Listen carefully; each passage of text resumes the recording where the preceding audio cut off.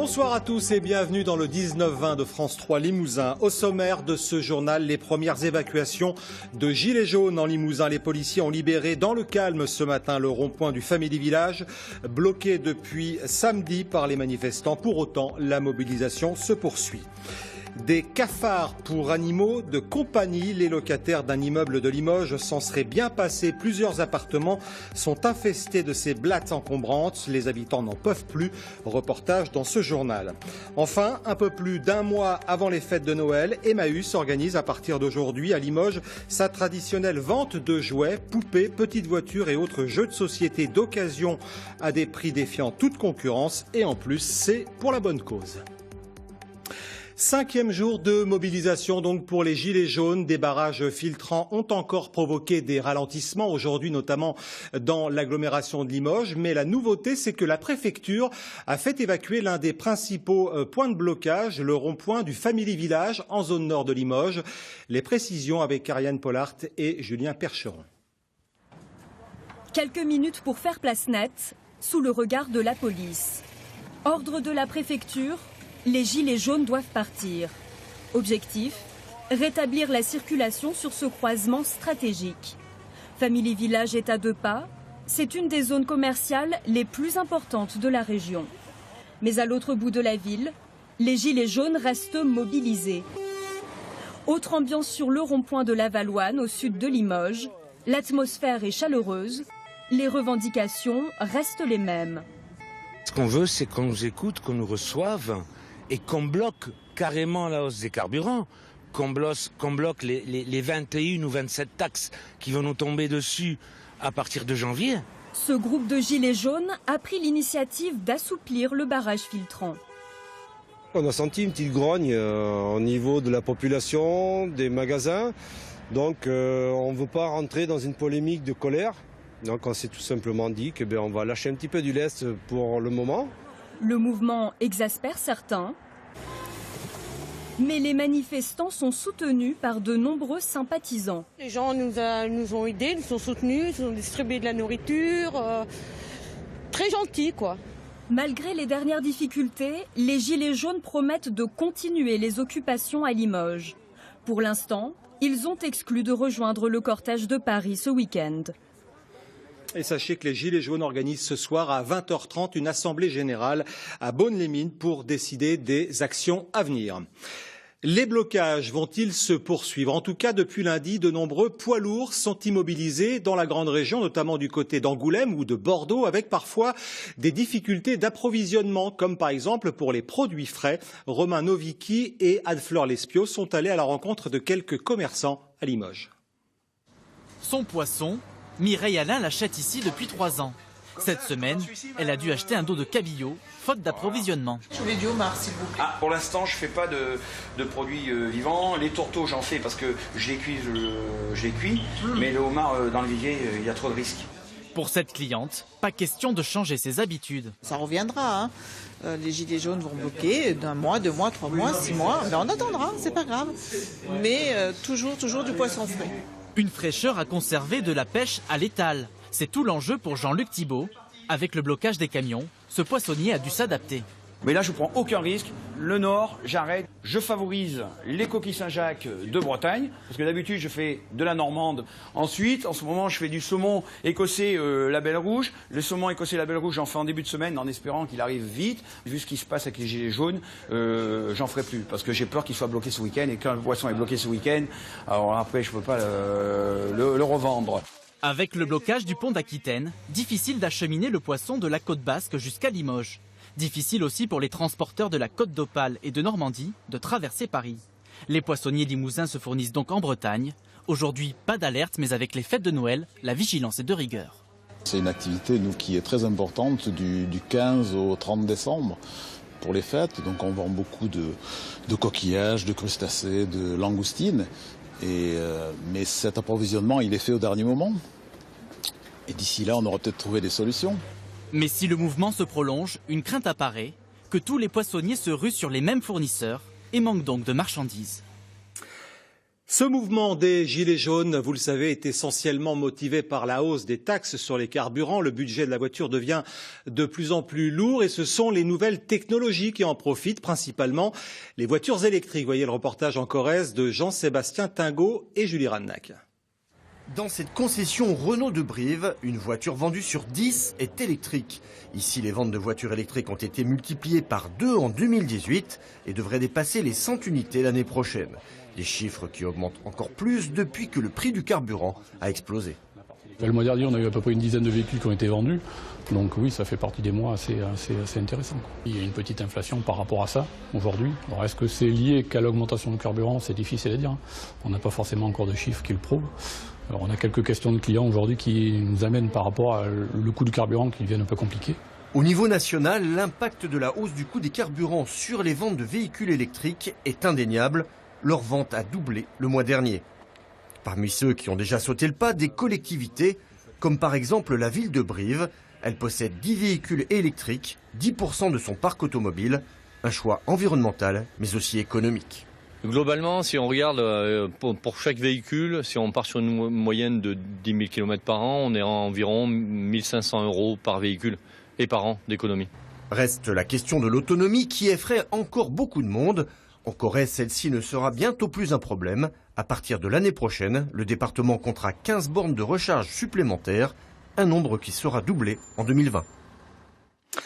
Un mot de politique, il l'a annoncé tout à l'heure en début d'après-midi sur les réseaux sociaux. Guillaume Guérin, le premier adjoint au maire de Limoges, intègre l'équipe nationale des Républicains. Il devient le référent en charge de la ruralité, poste qu'il avait déjà occupé à 2 reprises pendant les campagnes présidentielles de Nicolas Sarkozy puis de François Fillon.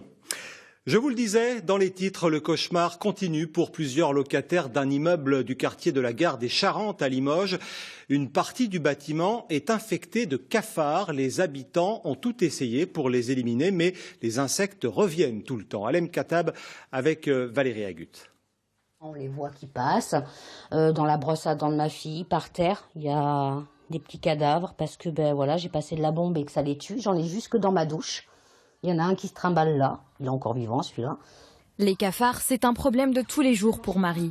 Elle habite ici depuis 4 ans et le problème ne fait qu'empirer. C'est dur au quotidien, vraiment. Vraiment, vraiment. Parce que entre les cafards, les moisissures... L'année dernière, elle nous avait déjà ouvert ses portes. En un an, peu de choses ont changé. Si ce n'est que la locataire a décidé d'entreprendre une action légale contre son bailleur. Mon avocat a réécrit un courrier pour les relancer. Ils ont 8 jours pour répondre. Après, de ce fait, on a aussi demandé l'avis d'un expert commandé par le tribunal de grande instance. Selon cette expertise, Marie a droit à des indemnisations. En attendant, elle souhaite quitter ce logement au plus tôt. Je demande simplement à ce qu'il me reloge ailleurs. Un autre appartement, même si c'est un peu plus petit, c'est pas grave. C'est pas grave, je veux un appartement sain où ma fille puisse jouer, évoluer tranquillement. Et elle n'est pas la seule touchée dans l'immeuble. Il y a un an, Mathilde a fui son appartement infesté au 3e étage pour un autre rénové au 8e. Mais malgré un entretien régulier, les cafards s'invitent dans son nouveau chez elle depuis 3 mois. Là actuellement, j'en suis à une 50aine d'euros pour les pièges, les bombes. Les fumigènes, j'évite parce que ça reste ancré partout après. Et niveau santé, c'est pas possible. Mais c'est tout de notre poche. Selon le bailleur, la source de l'infestation se trouve dans un logement dont les locataires refusent l'accès à l'entreprise de désinsectisation. Le recommandé est parti. Si on arrive à rentrer pour faire traiter l'infestation, ce qui devrait avoir lieu normalement sur cette fin de semaine, la procédure s'arrêtera là et on surveillera comment se passe le développement des cafards et on refera si nécessaire.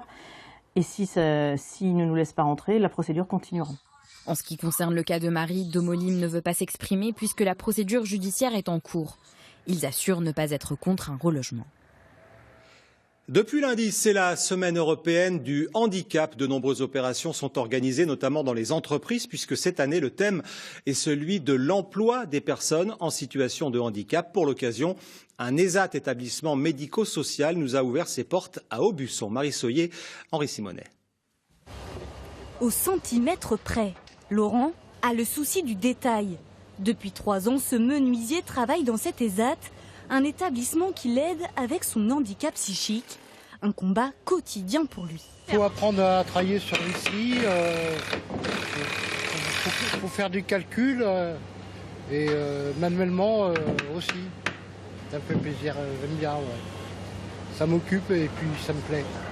Toutefois, Laurent a quelques problèmes de mémoire. Alors pour y remédier, son responsable a plusieurs astuces. Étape par étape, avec des plans, des feuilles de débit, des ordres de fabrication. Ça évite le stress, la panique, les pertes de temps, enfin voilà. Donc ils savent exactement ce qu'ils ont à faire.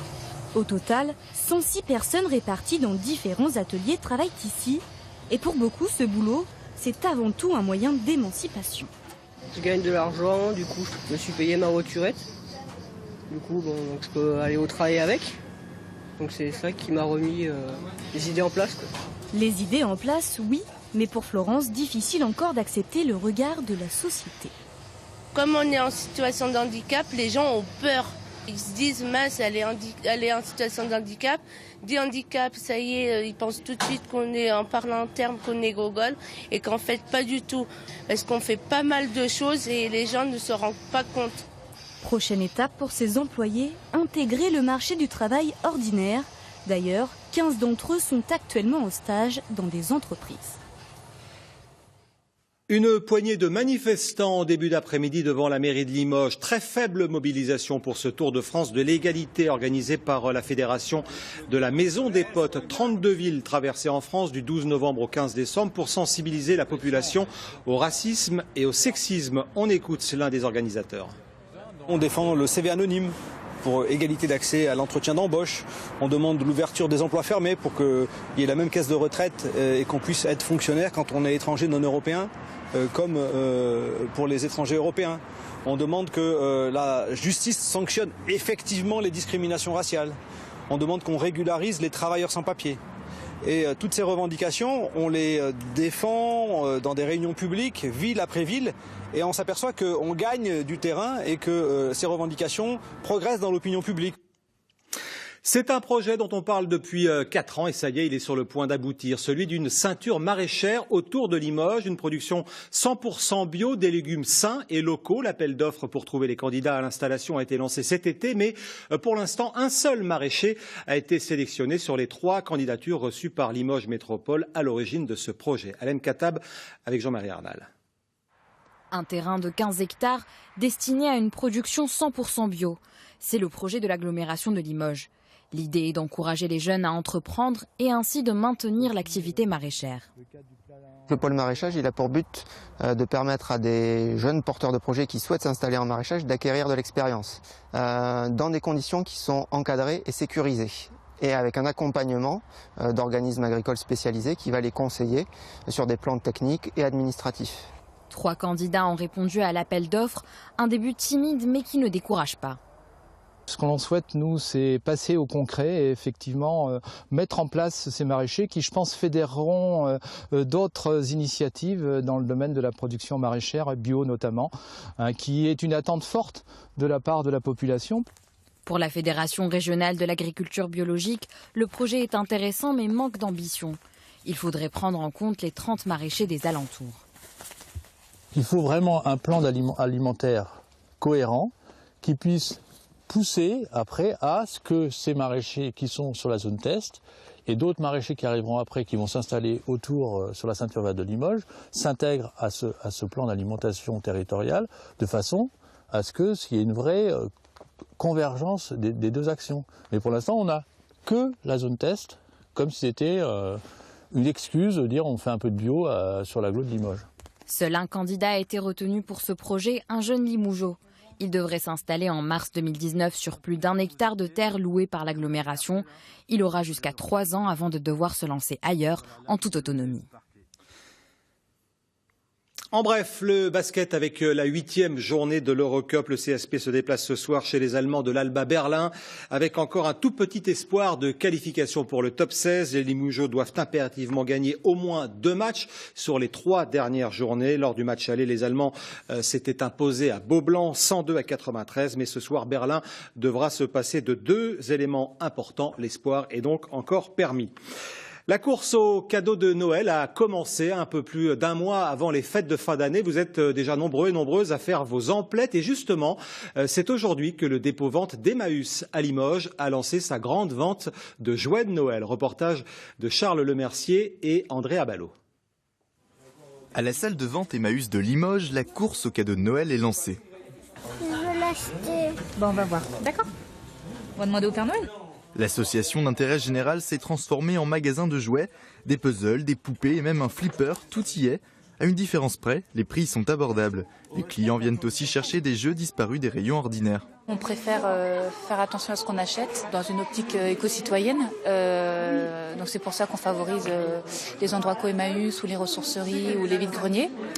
Et on s'y retrouve très bien au niveau du prix parce que des fois on trouve des choses qui sont quasiment neuves. Il y a des choses de quand on était petit qui refont surface, donc je trouve ça super de pouvoir le faire découvrir à ma fille et à mon fils.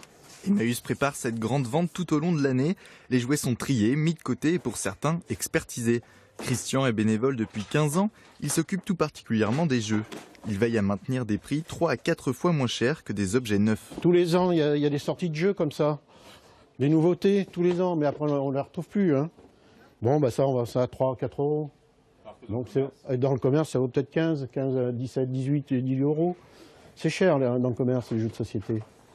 Le plastique a gagné de la place dans les étals, mais que les parents se rassurent, les bons vieux jouets en bois feront leur apparition à la mi-décembre.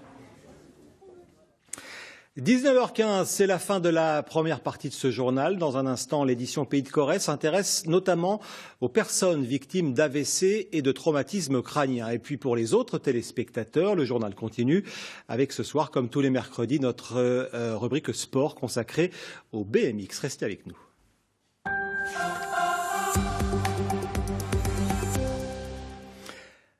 Et pour cette page sport, direction Condat-sur-Vienne, près de Limoges, à la découverte de son club BMX. C'est le doyen en Limousin pour cette discipline. Il a été créé en 1989. Il est doté de très belles installations et d'une centaine de licenciés de 6 à 53 ans. Jean-Martial Joncard avec Mathieu Desgremont. Mercredi soir, piste du CBC Condat BMX Club, la seule éclairée du Limousin. Une vingtaine de riders, principalement des pitchouns ou loulous en langage local, enchaînent les bosses sous la houlette et les conseils sonores de Benjamin, leur entraîneur. Ça roule les petits loups, vous êtes prêts? Go! Allez, on y va! Qu'est-ce que tu aimes bien dans le BMX? Pédaler, être sur un vélo, essayer de les enrouler et sauter les bosses. Alors c'est quoi enrouler? En gros, c'est sur une bosse, dans le creux, on lève la roue avant et on pousse sur les jambes et le vélo il se cabre. Et on réatterrit la roue avant dans la descente. Inventé dans les années 60 en Californie, le BMX c'est principalement l'art de maîtriser ses bosses. Pour cela, fort pédalage, gros abdos car on n'est jamais ou presque assis, pilotage technique et gestion de la vitesse. C'est quand même plus facile quand on est jeune tout simplement parce qu'on a moins d'appréhension. Et surtout les loulous ont un facteur, vont pas assez vite pour vraiment se mettre en danger quand ils commencent. Généralement, même des fois, ils ont un peu de mal à monter les bosses. C'est vrai que quand on commence avec des adultes qui ont tout de suite de la puissance, qui pédalent très fort, il faut vite acquérir les bases techniques pour pas se retrouver justement, arriver trop vite sur des bosses et se mettre en panique. Donc c'est vrai que voilà, c'est bien, c'est un sport, c'est bien de démarrer quand on est jeune, mais ça se démarre à tout âge. La preuve, Philippe, 53 ans, doyen du club, à l'opposé Axel, 6 ans, déjà champion départemental. C'est quoi, c'est une passion, c'est un plaisir? Un plaisir. Qu'est-ce qui te plaît dans le BMX? Les bosses, les vélos, les casques et les maillots. Jérôme Carlos, il est tout timide à la caméra, mais le petit Axel, il envoie du bois sur son vélo. Il envoie du bois, le petit Axel, et déjà depuis pas loin de 3 ans, puisqu'il a à peine 7 ans, et oui, il envoie comme il faut. Oui. Alors, une belle figure de proue, champion départemental, il n'y a pas que lui. Le CBC, le Condat BMX Club, c'est qui, c'est quoi? C'est un club qui existe depuis 1989, c'est le plus ancien sur la région. Voilà, c'est par là que tout a débuté dans l'ex-région Limousin, on va dire. On est 90 licenciés. Et voilà, et puis on s'amuse à rouler à fond avec les vélos sur les bosses. Plutôt des petits comme on a vu, ou il y a un peu de tous les âges? Il y a beaucoup de petits bien sûr, puisque tout le monde est attiré par le vélo en général. Après, voilà, Axel a commencé, il avait à peine 4 ans et notre pilote le plus émérite en a 51. Pas beaucoup de filles? Non, pas beaucoup de filles malheureusement. On essaye d'en faire venir le maximum, mais voilà, on a 3 rideuses au sein du club. Et si on veut découvrir, alors je crois que c'est encore un peu de temps, mais au mois d'avril, très gros rassemblement ici? Très gros rassemblement au mois d'avril, oui. Le 6 avril, on fait un championnat interrégion sud-ouest-sud-est à Condat-sur-Vienne donc. Ou alors à l'occasion du Téléthon les 7 et 8 décembre prochains, puisque le CBC organisera rien de moins que 24 heures de BMX non-stop. Ça va rider. Voilà pour ce club de BMX. Françoise Lajeunesse, bonsoir. Bonsoir. Merci d'être avec nous. Vous êtes la présidente du comité départemental de cyclisme pour la Haute-Vienne. Quelle est la place du BMX au sein de la Fédération française et du comité de la Haute-Vienne? C'est une discipline qui reste encore assez confidentielle et minoritaire? Oui, encore. Elle augmente régulièrement au niveau des licenciés, mais c'est encore une discipline... Par rapport aux autres disciplines dont on parlera tout à l'heure, 4 clubs en Haute-Vienne, Condat, qu'on vient de voir, Saint-Junien, Saint-Priest-Étorion et Limoges. Le BMX est devenu une discipline olympique, c'était il y a quelque temps, en 2008. Qu'est-ce que ça a changé? Ça a permis de la faire un peu plus connaître, ça a apporté plus de licenciés. Et il y avait eu des bons résultats. Des bons résultats, oui. On a eu quand même une championne, Caroline Chausson. Et une troisième... Une troisième place en un podium en tout cas. Voilà, 2 sur le podium, première et troisième. Donc forcément ça donne, comme dans tous les sports, un coup de fouet. La piste de Condat-sur-Vienne que l'on a vue dans le reportage est la seule, avec celle de Saint-Junien, à disposer d'un éclairage. C'est difficile d'avoir des équipements comme celui-ci dans le département? Ça coûte cher? Oui, ça coûte cher et puis il y a des réglementations assez draconiennes, donc, mais ça a un gros coût financier pour...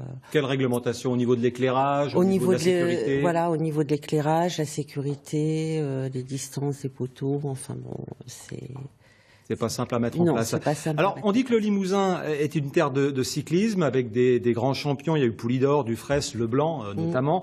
Est-ce que c'est toujours le cas? Est-ce que c'est un sport qui reste attractif chez nous?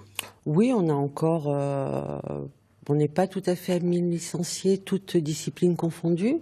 Mais 931 licenciés voilà, précisément. C'est ça, exactement. Répartis sur 22 clubs, ce qui est déjà pas mal. Ce qui est déjà pas mal. On a des bons résultats en Haute-Vienne, on a des champions. Oui, entre autres en BMX. Cette année, on a eu un champion au niveau de l'Indoor de Caen, Mathéo Faye, qui a remporté aussi le challenge Nouvelle-Aquitaine, challenge France. Et il accède il est pilote national.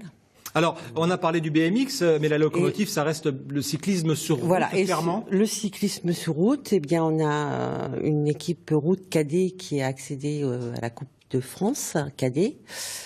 Et puis le cyclocross. Le cyclocross. On voit sur ces images. On a un champion de France et un vice-champion du monde dans le Nicolas Hamon. Et puis il y a le VTT, bien sûr, autre discipline. Oui. Qui est où il y a un petit peu moins de licenciés. Et le vélo sur piste, c'est une discipline qui fonctionne, qui attire du monde, avec le nouvel équipement, avec le nouvel vélodrome équipement, de Bonac-la-Côte. Oui, ça commence bien à démarrer. Et au niveau de la piste, c'est pareil, on a un champion de France junior et un champion Coupe de France aussi junior. Et puis le Limousin, une terre de cyclisme, et puis il y a des spectateurs, et ça c'est important. Oui. Oui, c'est très important et ça motive beaucoup les jeunes de voir qu'on s'intéresse à eux. Merci beaucoup. Voilà. Merci beaucoup Françoise Lajeunesse. Bonne soirée.